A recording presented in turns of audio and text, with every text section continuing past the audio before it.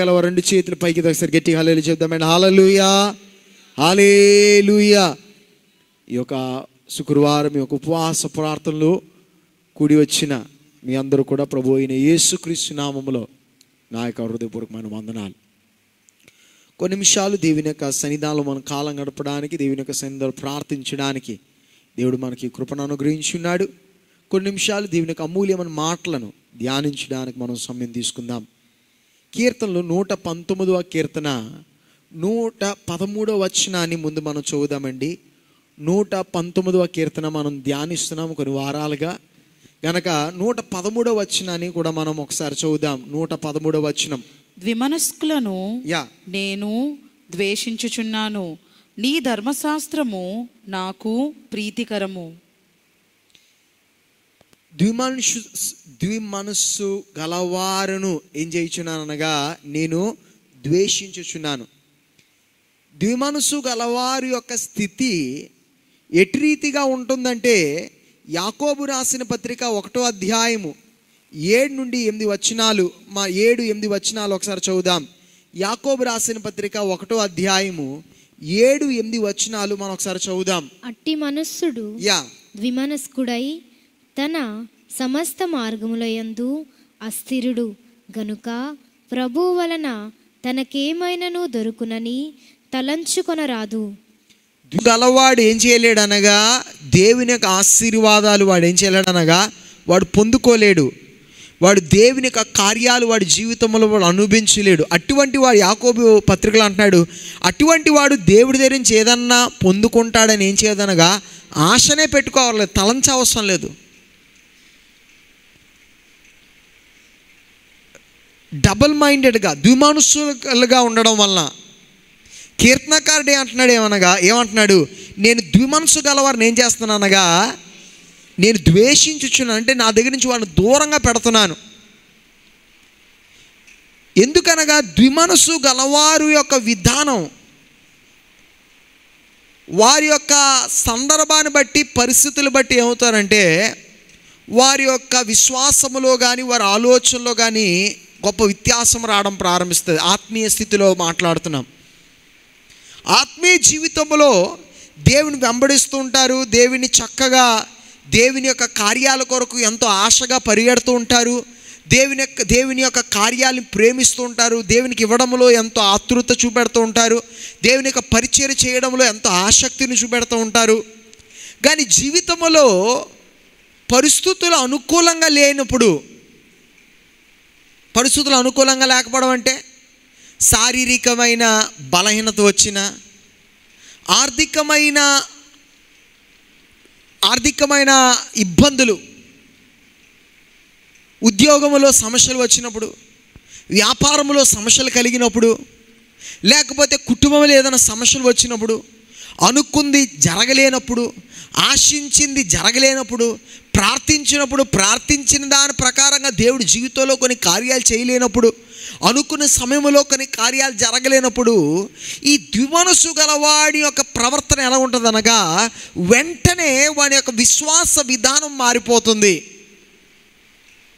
వాడి ప్రార్థన మారిపోతుంది, ఆరాధన మారిపోతుందని మాత్రం కాదు, కొన్నిసార్లు లేకుండా కూడా తీర్చబడుతుంది. పూర్తిగా ప్రార్థన చేయడం మానేస్తాం, లేకపోతే పూర్తిగా ఆరాధన చేయడం మానేస్తాం, లేకపోతే ఏదో ప్రార్థన చేసామే, ఏదో ఆరాధన చేసాంలే అని ఏదో నామకార్థంగా చేసుకుంటూ పోతూ ఉంటాం. పరిచర్య చేయడానికి, పరిచర్యలో ఉండడానికి ఆ యొక్క ఆసక్తిని కోల్పోతాం. దేవుని యొక్క కార్యాల కొరకున్న తపన కోల్పోతాం. అటువంటి వాడు ఎవరనగా ద్విమనస్సు గలవాడు. 2 మనస్సులు ఉన్నాయి, 2 విధములైన మనస్సు గలవాడు. అట్టి విధమైన ఒక వ్యక్తిగా మనం ఉన్నట్లయితే మనం ఏం చేయలేమంట. యాకోబు తన పత్రికలో ఏమన్నాడు అనగా అట్టి విధమైన వ్యక్తి ఏం చేయలేడు అనగా ఎప్పుడు కూడా ఏ విధమైన ఆశీర్వాదం తన జీవితంలో అనుభవించడానికి కూడా ఆశ కూడా పెట్టుకోవసరం లేదు. కీర్తనకారుడు ఏమన్నాడు అనగా నేను అటువంటి వాడిని ఏం చేస్తానగా ద్వేషిస్తున్న, దూరం పెడుతున్నాను అంటాడు. దానికి కారణం ఏంటంటే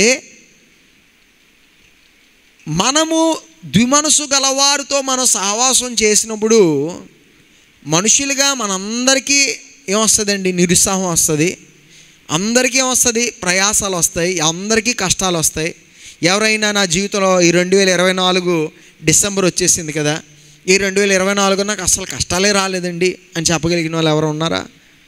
నాకు అసలు ప్రయాసాలే రాలేదండి, 2024 మొత్తం అన్ని రోజులు కూడా నాకు చాలా సంతోషం, చాలా ఆనందం, అన్నీ కూడా అనుకున్నట్లే జరిగాయండి, అలా ప్రార్థించాను, అలా జరిగిపోయి, రోగాలు లేవు, జబ్బులు లేవు, డబ్బులు చక్కగా ఉన్నాయి, ఉద్యోగం బాగుంది, వ్యాపారం బాగుంది, అన్నీ ఓ సూపర్ అని ఒక చిన్న పిల్లవాడు కూడా ఏం చేయడానగా చెప్పలేడు. ఎందుకనగా ప్రతివాని యొక్క జీవితంలో ఏదో కొన్ని ప్రయాసాలు, ఏదో కొన్ని ఒత్తిడులు, ఏదో ఒక ఆర్థికంగా ఉండొచ్చు, మానసికంగా ఉండొచ్చు, ఆత్మీయంగా ఉండొచ్చు, ఏదో స్థితిలో ఎదుర్కొంటూనే ఉంటాం. అలాంటి సమయంలో ద్విమనసు గలవాడితో మనము కలిసి సహవాసం చేసినట్లయితే, ద్విమనసు కలవాడితో ఆ ద్విమనసు గలవాడు మనకు సమీపంగా ఉంటే, వాడికి ప్రయాసం కలిగినప్పుడు, నష్టం కలిగినప్పుడు ఏం చేస్తాడు? వెంటనే వాడు దేవుడి దగ్గర దూరంగా తెరచబడుతుంటాడు, ప్రార్థన చేయడం మానేస్తుంటాడు, ఆరాధన చేయడం మానేస్తుంటాడు, లేకపోతే చాలా అవిశ్వాసంగా మాట్లాడుతూ ఉంటాడు, లేకపోతే దేవునికి వ్యతిరేకమని మాట్లాడతాడు. ఏం ప్రార్థన రా, ఏం ప్రార్థన చేసి ఏం లాభం వచ్చింది, ఏం ఉపవాసాలు రా, ఏం ఆరాధన రా, ఏం ఇవ్వడం రా, ఏం పరిచర్యరా, లేదా దేవుడు వాళ్ళకే చేస్తారు, వీళ్ళకే చేస్తారు, లేదా ఇదంతా పనికి రాలేంది, ఇదంతా ఉపయోగం లేనిది అని ఏవేవోవేవో మాటలు వాడు చెప్పినప్పుడు మనకి ద్విమనసు లేదేమో కానీ, మన యథార్థంగా దేవుని వెంబడిస్తూ ఉన్నా, యథార్థంగా దేవుని వెంట వెళ్తున్నా, ఇతరుల యొక్క మాటలు ఏం చేస్తాయనగా మన జీవితంలో ఏదో కొన్ని విధాలుగా ప్రభావం చూపెట్టడం ప్రారంభిస్తాయి. కొన్ని మాటలు మనం వింటామండి, విని ఆ విన్నప్పుడు మనకి ఏం పెద్ద అనిపించదే, ఇదేం పట్టించుకునేయండి, దీన్ని నమ్మను అనుకుంటాం. కానీ తర్వాత ఆ మాట ఎక్కడో దగ్గర ఏం చేస్తుందంటే మనకి జ్ఞాపకం వస్తూ ఉంటుంది. మన జీవితంలో నిరుత్సాహం వెళ్తున్నప్పుడు, దుఃఖంలో మనకే అనిపిస్తూ ఉంటుంది. ఆ ద్విమనసు చెప్పినవాడు, ఆ ద్విమనసుతో ఉన్నవాడు చెప్పిన మాటలు మన మనసులో పనిచేయడం ప్రారంభిస్తాయి. అందుకే యేసుప్రభు వారు ఒక ఉపమానం చెప్పారు. మనం అంతా మంచోళ్ళం, మన తోట మంచిగా సరి చేసుకొని మంచి విత్తనాలు వేసాం, మంచి పంట రావాలని మన పొలంలో మనమందరం పొలంలో మంచి విత్తనాలు వేసుకున్నాం, మంచిదే వేసుకున్నాం. కానీ దుష్టుడు లేకపోతే శత్రువుడు ఏం చేస్తాడనగా, మనము కొంచెం విశ్రాంతి తీసుకుంటున్న సమయంలో మనలో వచ్చి ఏం చేస్తాడనగా గురుగులు లేకపోతే పిచ్చి మొక్కలు వేసుకొని పోతా ఉంటాడు. ఈ పిచ్చి మొక్కలు ముందు కనబడవు.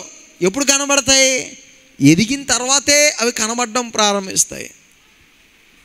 అందుకే కీర్తనకారుడు ఏమన్నాడంటే, ఈ ద్విమనసు గలవాడిని ఏం చేస్తున్నాను అనగా, నేను వాడిని ద్వేషించుచున్నాను. ద్వేషం అంటే వాడిని కొడతాను, వాడిని ఏదో చేస్తానని కాదు, కానీ వాడితో నాకు ఏం లేదనగా, వాడితో నాకు సహవాసం వద్దు, వాడిని నేను కొంచెం నా దూరంగా ఉంచుకుంటాను. ఎందుకంటే వాని యొక్క మాట, వాని యొక్క ఆలోచన ఏం చేస్తుందనగా, నా యొక్క దేవుని కొరకున్న ఆ ప్రేమ, దేవుని కొరకున్న ఆ తపనలో ఏం చేస్తుందనగా వ్యత్యాసం కలిగించడానికి అవకాశం ఉంటుంది. అంతేనండి, అది సత్యం.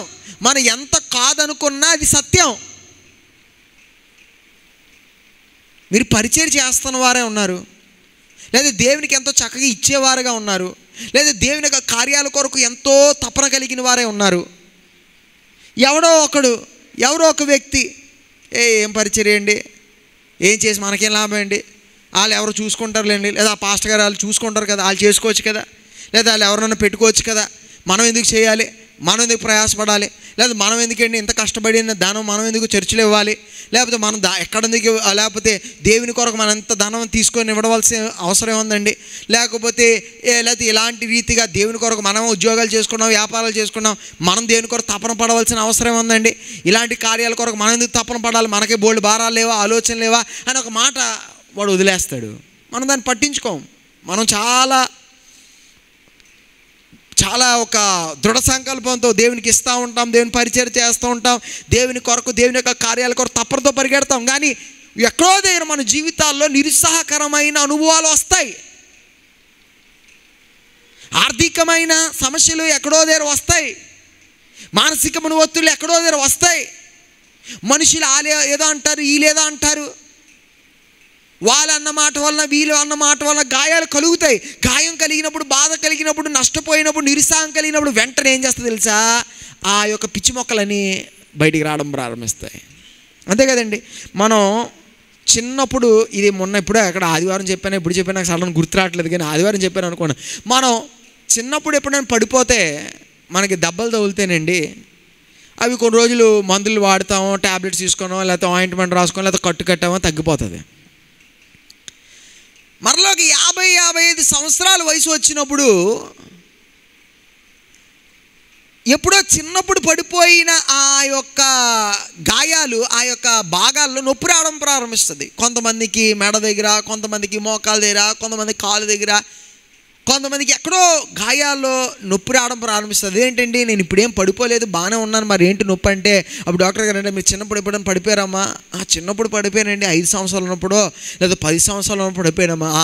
ఆ యొక్క నొప్పి ఇప్పుడు మీకు తెలుస్తుంది. ఎందుకంటే మీ శరీరం ఏమవుతుందనగా బలహీనం అవుతున్నప్పుడు ముందు దాక్కున్న ఆ బలహీనతలన్నీ ఏం చేస్తాయనగా బయటికి తన్నుకొని రావడం ప్రారంభిస్తాయి. మనం ఆరోగ్యంగా ఉన్నప్పుడు ఏది బయటికి పడదండి. ఎవరు ఎన్ని మాటలన్నా కొట్టి పారేస్తాం.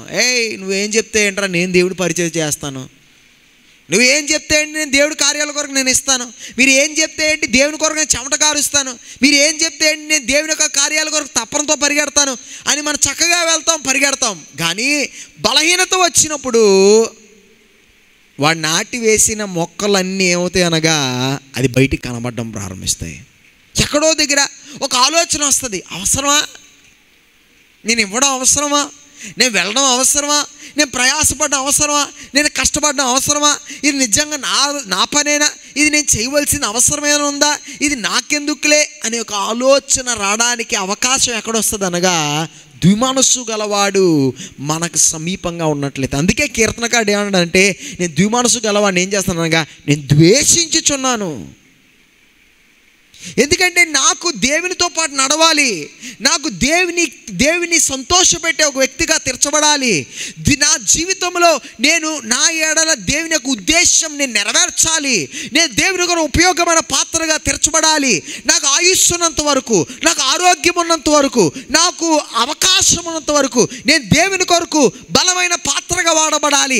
కానీ నేను అట్రీతిగా వాడబడాలి అంటే ద్విమనస్సు నేను కలిగి ఉండకుండా ఉండడం మాత్రం కాదు, కానీ ద్విమనస్సు కలిగిన వాడిని ఏం చేయకూడదు అనగా నాకు సమీపంగా నేను రానియకుండా నేను ప్రయత్నం చేసుకుంటా ఉండాలి. అర్థమైన వారికి సర్కిట్ హల్లెలూయా చెప్తారా? హల్లెలూయా, హల్లెలూయా. సమయం ఎక్కువ లేదు కనుక నేను ఇంకో వచ్చిన విషయంలోకి వెళ్ళిపోతాను. 115వ వచనాన్ని చదువుదాం. 119వ కీర్తన యొక్క 115వ వచనం. నేను నా దేవుని ఆజ్ఞలను అనుసరించెదను, దుష్క్రియలు చేయువారలారా నా యొద్ద నుండి తొలగుడి. నేను నా దేవుని యొక్క ఆజ్ఞలను అనుసరించాలని అంటే దేవునికి ఇష్టకరమైన రీతిగా నేను జీవించాలని ఆశిస్తున్నాను. అందుకే ఏమంటున్నాడు, దుష్క్రియలు చేయువారలారా నా యొద్ద నుండి తొలగుడి. దైవ విరోధమైన లేకపోతే దేవుని యొక్క అనుకూలము కాలేని అపరిశుద్ధమైన జీవితాన్ని జీవిస్తున్నవారు కానీ, అన్యాయంగా జీవిస్తున్నవారు కానీ, దైవ విరోధముగా బ్రతుకుతున్నవారు కానీ ఏమన్నాడనగా మీరు నా దగ్గర దూరంగా వెళ్ళాలి. ఎందుకంటే నా ఆశ ఏంటంటే నేనేం చేయాలి, దేవునికి అనుకూలంగా నేను జీవించాలి. ఆ బైబిల్ వచనాలు చదవవసరం లేదు, కానీ మీరు రాసుకోండి. కొన్ని వారాల ముందు ఈ విషయాన్ని ఆల్రెడీ చెప్పాను. 2వ దినవృత్తాంతముల గ్రంథం 24వ అధ్యాయంలో 2వ దినవృత్తాంతముల గ్రంథం 24వ అధ్యాయంలో ఒక రాజుని మనం చూస్తున్నాం. యోయాషు అనే ఒక రాజుని చూస్తున్నాం. ఈ యొక్క రాజు చాలా చిన్న ప్రాయములో వాడు ఏమైపోయాడు అనగా వాడు రాజుగా తీర్చబడ్డాడు. వాడు రాజుగా తీర్చబడి వాడికి వాని యొక్క అడ్వైజర్గా వాడికి జెహోయాదా అనే యాజకుడు ఏం చేసేవాడు అనగా తనకి ఒక మంచి మార్గాన్ని వాడికి సలహాగా ఇస్తూ, జెహోయాదా యొక్క సలహాల ప్రకారంగా యోయాషు వెళ్తున్న కాలంలో యోయాషు ఏం చేసేవాడంటే దేవుని యొక్క కార్యాల ఎడల ఎంతో శ్రద్ధగా ఉండి దేవుని యొక్క మందిరాన్ని సరిచేయాలి, దేవుని యొక్క కార్యాలు సరిచేయబడాలి, ప్రజలందరూ కూడా దేవుని ఆరాధించాలి అని ఎంతో తపనతో పరిగెట్టేవాడు. కానీ కొంతకాలం అయిపోయిన తర్వాత యెహోయాదా చనిపోయినప్పుడు తన చుట్టూ చేరిన వారు ఎవ్వరూ కూడా దైవ భయము లేని వారుగా తీర్చబడ్డం బట్టి దైవ కార్యాల ఎడల శ్రద్ధ కలిగిన యోయాషు రాజు కూడా ఎలా తీర్చబడ్డాడు అనగా దైవ విరోధమైన కార్యాలు చేయువాడే తీర్చబడ్డాడు. అర్థమైందండి? యోయాషు రాజు యెహోయాదా అనే యాజకుడు బ్రతికున్నంత కాలం వరకు తన చెవులో ఎవరు ఉండేవారు అనగా యెహోయాదా ఉండేవాడు. ఎప్పుడు చెప్తూ ఉండాడు దేవుని యొక్క మాట, దేవుని యొక్క ఆజ్ఞలు, దేవుని యొక్క విధానాన్ని నేర్పించే అంత కాలములో ఉన్నంత వరకు యోయాషు రాజు దేవుని యొక్క కార్యాలయంలో ఎంతో శ్రద్ధ కలిగిన వాడుగా ఉండేవాడు. కానీ ఎప్పుడైతే యెహోయాదా చనిపోయాడో తన చుట్టూ ఎవరు చేరారంటే అనేకమైన దైవ విరోధమైన ప్రజలు చేరిపోయారు. వారు వీడి చెవులో పడ్డం బట్టి రాజు ఏమైపోయాడు అనగా దైవ విరోధంగా తీర్చబడ్డాడు. దైవ విరోధమైన చూడండి, ఆ యొక్క మందిరాన్ని కట్టాలనుకున్నోడే మందిరాన్ని యొక్క దేవుని యొక్క కార్యాలకు వ్యతిరేకంగా తీర్చబడ్డాడు. దైవ కార్యాలు దేవుని యొక్క ప్రజలను దేవునికి వ్యతిరేకంగా వాడు తీర్చిదిద్దాడు. దానికి కారణం ఏంటో తెలుసా? వాని యొక్క చుట్టూ ఎవరు చేరనగా దుష్టత్వములో లేకపోతే దైవ విరోధముగా బ్రతుకుచున్న వారు తన చుట్టూ చేరక. అందుకే కీర్తనకారుడు ఏమన్నాడంటే, నా ఆశ ఏంటంటే నేను దేవుని యొక్క ఆజ్ఞకు లోబడినే బ్రతకాలి. బ్రతకాలి అంటే ఏం చేయాలి? అందుకు ఏం చేయాలనగా దుష్క్రియలు చేయువారులారా నా యొద్ద నుండి తొలగుడి. దుష్క్రియలు చేయువారిని అందరూ కూడా మన సమకూర్చుకొని ఉంచుకొని మన రెక్కల కింద పెట్టుకొని నేను మంచిగా బ్రతకాలి, చక్కగా బ్రతకాలి అనుకుంటే మన జీవితంలో ఎప్పుడు కూడా అటు రీతిగా సాధ్యం కాదు. మన మనుషులందరూ కూడా ప్రభావితం చేయబడతారు ఇతరుల చేత. గనక మన యొక్క సహవాసమును మనం పరిశోధన చేసుకోవాలి. మనం ఎవరితో కాడి వేయబడుతున్నామో పరిశోధన చేసుకోవాలి. ఎటు విధమైన ప్రభావం మన జీవితంపై ఉంటుందో పరిశోధన చేసుకోవాలి. అనేకుల యొక్క ఆశ ఏంటంటే నేను దేవునికి అనుకూలంగా జీవించాలి, దేవునికి ఉపయోగకరంగా తీర్చబడాలి, దేవుని యొక్క మాటకు లోబడి జీవించాలి. ఈ ఆశలన్నీ ఉన్నాయి. కానీ ఏం చేయట్లేదంటే ద్విమనస్సు కలిగిన వారిని సమీపంగా చేర్చుకుంటున్నారు, వారు దూరం చేయట్లేదు. దుష్టులైన వారిని, దైవ విరోధంగా బ్రతుకుచున్న వారిని సమీపంగా చేర్చుకున్నారు, వారిని దూరం చేయట్లేదు. దాన్ని బట్టి ఎంత ప్రయత్నం చేసినా జీవితంలో దైవ విరోధముగా లేకపోతే దేవునికి ఆ సమీపత్వములోనికి రాలేని వారుగా తీర్చబడుతున్నాం. నిజంగా ఆశించిన సమీపత్వం రావట్లేదు. ప్రార్థన చేయట్లేదా అంటే ప్రార్థన చేస్తున్నాం, ఆరాధన చేయట్లేదా అంటే ఆరాధన చేస్తున్నాం, చర్చికి రావట్లేదా అంటే చర్చికి వస్తున్నాం, అర్పణలు అర్పించట్లేదా అంటే అర్పణలు అర్పిస్తున్నాం, ఉపవాసాలు చేయట్లేదా అంటే ఉపవాసాలు కూడా చేస్తున్నాం. కానీ నిజముగా దేవునితో ఉన్న ఆ సమీపత్వం ఉందా అంటే నిజాయితీగా నీకు నువ్వు జవాబు చెప్పాలంటే లేదనేదే చెప్పాలి. దానికి కారణం ఏంటో తెలుసా? నీకు సమీపంగా ఉంటున్న కార్యాలు, నీపై ప్రభావం చూపెడుతున్న కార్యాలు సరైనవి కావు.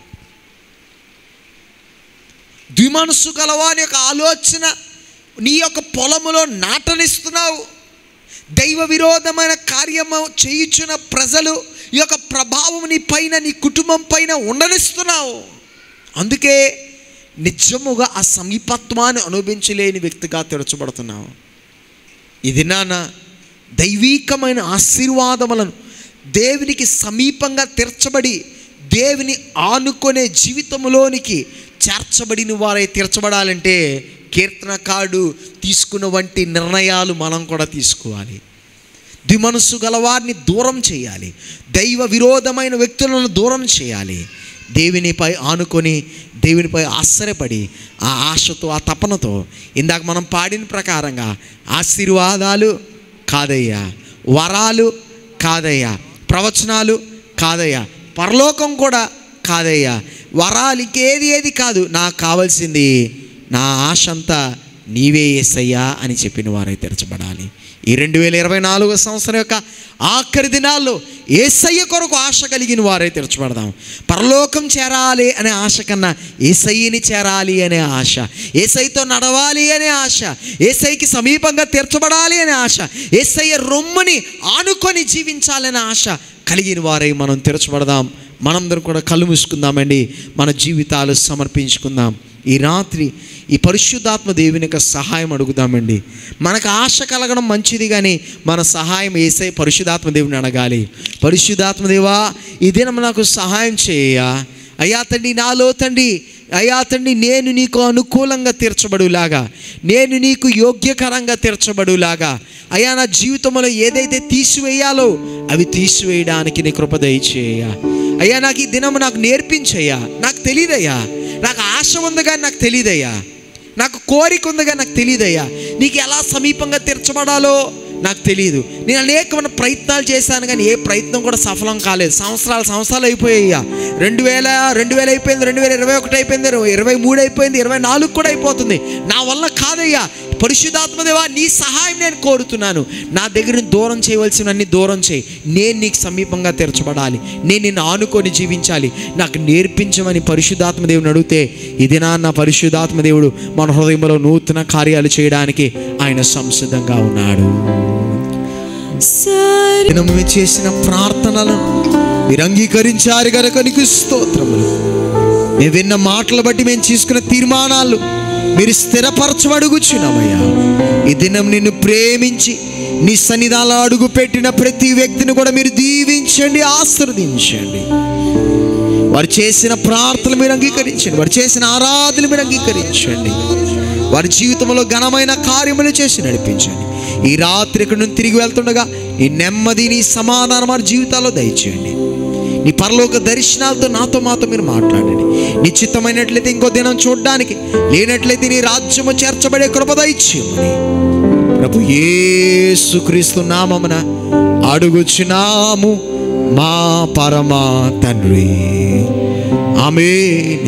యేసు రక్తమే, శిలువ రక్తమే అంధకార శక్తుల నాశనం, ప్రభు యేసు రక్తమే.